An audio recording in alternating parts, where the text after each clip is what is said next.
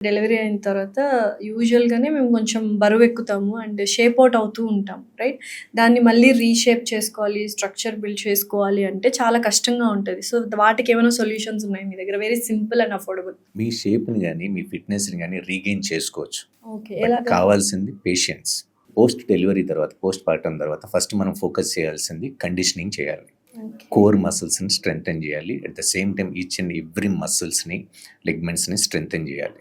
So, ఇక్కడ నేను ఒక ఆన్‌లైన్ ట్రైనింగ్ ప్రోగ్రామ్ డిజైన్ చేశా. ఇది ఎవరైనా చేయొచ్చు. బాలింత అంటారు కదా! వాళ్ళు కూడా చేయొచ్చు. లైక్ కాదు. ఓవర్ ద పీరియడ్ ఆఫ్ వాళ్ళ ఫిజిషియన్ ఎవరైతే ఉన్నారో హ్మ్. వాళ్ళు ఒక 3 మంత్స్ తర్వాత, 4 మంత్స్ తర్వాత మీరు కంపల్సరీ ఎక్సర్సైజ్ Okay. చేయాలి అని చెప్తారు. తీసుకున్న ఫుడ్ మ్యాక్రోస్ అండ్ మైక్రోస్‌ని కొంచెం క్యాలిక్యులేటెడ్ వేలో తీసుకోండి. లేకపోతే ఇన్సులిన్ స్పైక్స్ పెరుగుతాయి అని చెప్తారు. కరెక్ట్.